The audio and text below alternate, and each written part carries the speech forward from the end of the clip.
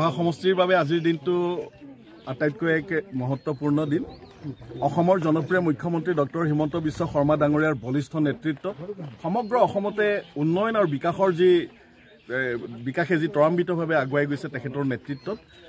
আৰু ৰহাও যেতিয়াৰ পৰা ৰহাৰ অভিভাৱক হিচাপে মুখ্যমন্ত্ৰীগৰাকীয়ে যেতিয়াৰ পৰাই সন্মুখৰ পৰা নেতৃত্ব দিছে তেতিয়াৰ পৰাই ৰহাৰ ৰাস্তা পদূলিৰ পৰা আৰম্ভ কৰি আৰ্থ সামাজিক গোটেই ব্যৱস্থাটোত এক আমূল পৰিৱৰ্তন আহিছে।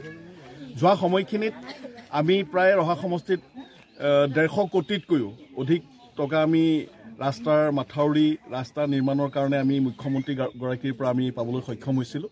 ইয়াৰ কাম পুনৰ গতিত আমাৰ চলি আছে, বহু কাম আমাৰ সম্পূৰ্ণ হৈছে ইতিমধ্যে।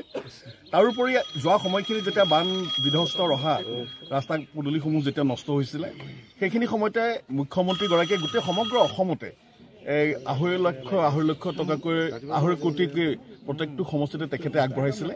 আৰু আমিও সৌভাগ্য অনুভৱ কৰিছোঁ যে সেই 2.5 কোটি টকা আমি পাবলৈ সক্ষম হৈছিলোঁ। আৰু মুখ্যমন্ত্ৰীগৰাকীয়ে আমাক এটা পৰামৰ্শ আগবঢ়াইছিলে, যিখিনি আমাৰ গ্ৰাম্য পথ ধৰক ইয়াতে আমাৰ যথেষ্ট চুবুৰীয়াতে 200 ঘৰ মানুহ আছে। আজি এই মানুহখিনি আমাৰ ল'ৰা ছোৱালী স্কুল কলেজৰ ল'ৰা ছোৱালীখিনি আজি যাব পৰাকৈ যাতায়াতী যিটো ব্যৱস্থা বাৰিষা কালত যথেষ্ট দুৰ্ভোগ ভুগিব লগা হৈছিলে। এই গোটেই কথাখিনি আমাৰ মঠবৰী ৰাইজে আমাক কথাখিনি অৱগত কৰিছিলে।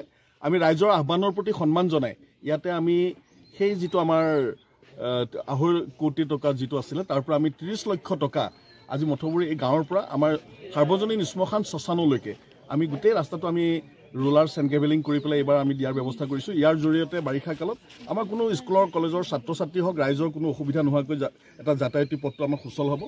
আৰু পৰৱৰ্তী সময়ত যিহেতু আমাৰ ভূমিপুত্ৰ অধ্যুষিত এক বৃহত্তৰ অঞ্চল, এই অঞ্চলৰ এটা ইতিহাস আছে। ইয়াতে আমাৰ প্ৰায় 500 বছৰীয়া পুৰণা আমাৰ মঠবৰী শ্ৰী শ্ৰী মঠবৰী থান আমাৰ ইয়াতে প্ৰতিষ্ঠা হৈ আছে। গতিকে